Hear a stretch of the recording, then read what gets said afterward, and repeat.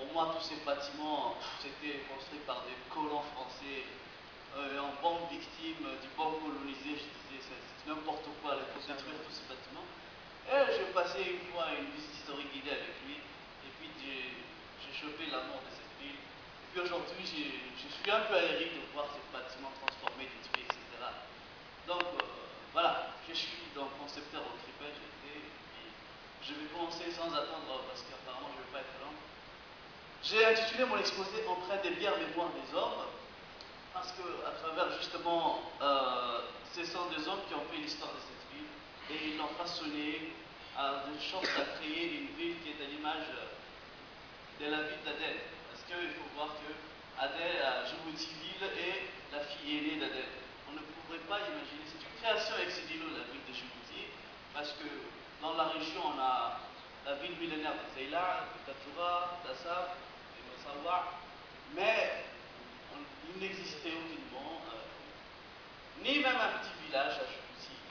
On parle d'un petit village de pêcheurs arabes, mais ça, ce sont des pêcheurs qui passaient dans la région, comme aussi des nomades Afar et Issa qui passaient par la région, parce que c'était une région hydraulique, loin de Dongouli et de Doralé, signifiant linguistiquement en Afar Doralé, la région qui a des mares, et Dongouli, ça veut dire qu'il y a des mousses.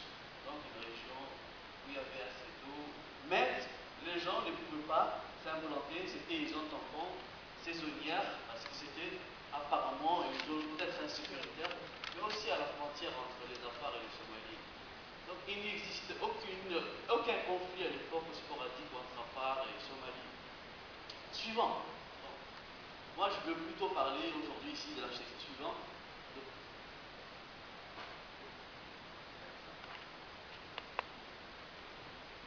Voilà un peu mon plan de l'exposé. Je vais parler un peu comment cette ville est née, faire un état de lieu, parce que l'état de lieu c'est vraiment critique.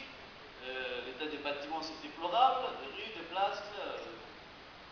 Et puis parler aussi des dynamiques urbaines, du patrimoine privé, parce que comment à travers des bâtiments, des sociétés, cette ville est née. Parce qu'on va voir que justement la construction de cette ville, l'œuvre des industriels, pas de l'État français. Et ensuite, on va parler un peu des bâtiments publics et administratifs pour passer aux lieux de culte religieux, chrétiens, musulmans, montrant aussi que la ville de Djibouti, c'est une ville cosmopolite, de tolérance. Je ne vais pas dire de syncrétisme. Bon, épopée des hommes, à la fin, l'épopée des hommes vient de mémoire parce qu'on va montrer comment aussi cette ville a rendu hommage à certains événements qui ont marqué son histoire durant la Première et Seconde Guerre mondiale. J'ai fait naturellement référence aux Badéos sur l'île. Et enfin, on va parler des patrimoines matériels dans les régions. Bon, aujourd'hui, depuis 2006, on dit plus district, on dit région. Suivant. Voilà, vous avez donc le plan de la ville que j'ai tiré de l'œuvre de la Colette Dubois plutôt sur la net. 1917, vous avez le développement socio-communal et la ville complètement finie. Mais ici, vous voyez très bien une péninsule. Mais au départ, ce n'était pas comme ça parce qu'il y avait quatre îlots qui ont été justement rassemblés, reconstitués, remblayés et à travers certains projets, parce qu'à partir du moment où Léonce Lagarde va s'intéresser à l'Éthiopie, parce que on parle Théobok était entravé par des obstacles montagneux, etc.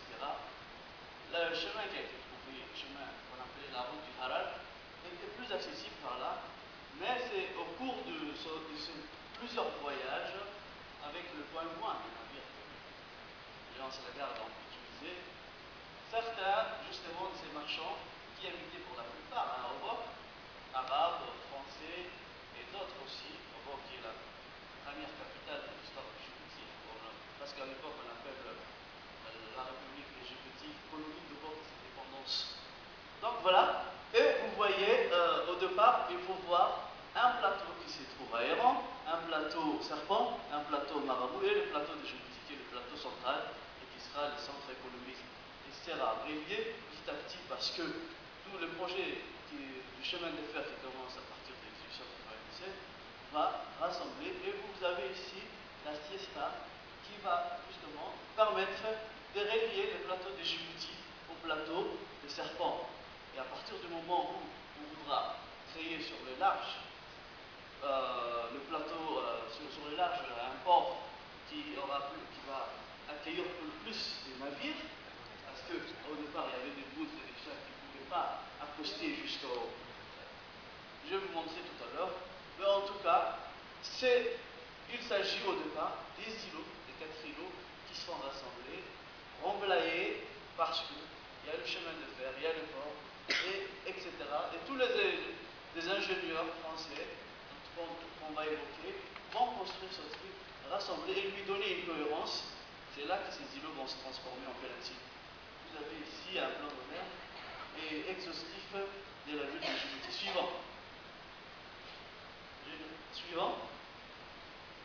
Voilà, vous avez ici, tout le monde connaît, parce que j'ai pris aussi des photos. Durant cette semaine, j'ai pris le soin de prendre des photos. Vous avez ici des photos qui ont 120 ans, 130 ans, d'autres. Vous savez, 1889-1890, la maison Burhan, le port Burhan, que vous connaissez aujourd'hui sous le nom de centre Boula, je vous l'ai dit tout à l'heure. Et voilà la première maison Burhan. Burhan Bey, qui est le grand-père de Al-Araf, qui était vice-président du conseil du gouvernement. Et Burhan Bey, dont le papa, le grand-père, le père était Abou Pacha, surtout avec la famille qui vivait à Zéla. Mais c'est Burhan Bey, avec ses relations avec les habitants de Zéla, qui va convaincre les gens de Zéla de venir travailler et s'implanter à Djibouti. C'est pour ça que c'est un acteur majeur. Il est, on dit, le premier chef du village de Djibouti. C'est un village indigène, dans la plupart des écrits on l'appelle village indigène, et ce sont des maisons en paillotes qui sont construites, des habitats du fortune type Zélaï taturien, des maisons à riches. Et vous avez, on peut en quelque sorte dire, le premier port qui est ici. Suivant. Voilà, vous avez le port Burhan. C'est là que la maison Burhan que vous avez vue est ici. Hein. Vous connaissez le centre Boula, l'ancienne ambassade de l'Éthiopie. Vous avez ici les cinémas Odéon. Et c'est tout le secteur du port Burhan qui relie justement pourquoi l'intérêt de parler de cet endroit. Parce qu'ici vous avez la limite méridionale, la limite finale du plateau de Djibouti, relié par un pont Lévi, un pont que l'on observe, que l'on voit, que l'on verra tout à l'heure, hein, un pont qui relie le plateau de Djibouti au plateau des Serpents. Et aujourd'hui, quand vous allez devant l'Assemblée nationale, vous voyez un petit dénivelé qui montre justement que ce pont est enterré à l'intérieur. Si on faisait le flux archéologique, je crois qu'on va trouver le pont. Suivant. Voilà. Ici, vous avez aussi une deuxième maison très importante, Eloi Pino, qui est un catalan français qui, eux aussi, vivaient tous à Obok. Hein. Et c'est le premier aussi à installer sa maison, la maison que vous connaissez sous le nom de la maison Marie, là. Voilà. Et vous avez derrière, si vous allez derrière la maison Marie, vous allez voir des initiales épées. Épée, c'est lui, d'ailleurs, pour qui le mari travaillait, Éloi Pinault, hein, tous des commerçants qui travaillaient dans la région. Certains étaient des fabricants d'armes, etc. Et vous avez ici du bois français, hein, ça c'est la toiture de la maison Marie de l'autre côté, est faite de bois français. Bon, vas-y, c'est bon, je vais faire.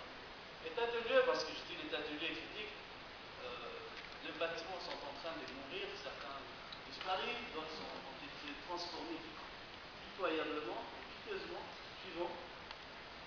Voilà. Ici, vous avez les différents plans de la ville, hein, comment au cours des années elle s'est constituée. Vous avez, voilà, la ville, vous voyez les salines, hein. Vous voyez aussi Djibouti,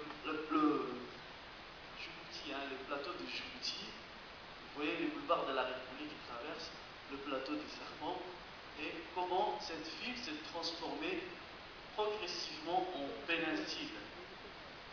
Et ici vous avez un plan plus net de la ville, mais qu'est-ce qu'on remarque? Une ville coloniale en plan damier qui laisse aérer, d'ailleurs d'est en ouest, le vent, du nord au sud. La circulation des courants marins sont très agréables. gens n'ont pas chaud, mais c'est vrai qu'il n'y a pas d'électricité. L'électricité ne viendra que plus tard à partir d'une autre. Mais les gens vivent agréablement dans cette ville. Parce que, justement, je vais vous montrer ici les arcades, les plans rectilignes de cette ville. Les routes sont multigoudronnées. Ça doit être à partir des années 30 parce qu'on voit des voitures. Et vous avez des bâtiments, deux types de bâtiments. Les maisons sont construites de deux pierres à Djibouti, le madréport et le bazar. Et le madréport, nous les Djiboutiens l'appellent les hachas. Al-Fouraz, là et partout. Les gens ont construit, ça vient essentiellement de Goralé et de la région de Orobo. Donc, la hacha, sa qualité, sa particularité, c'est une pierre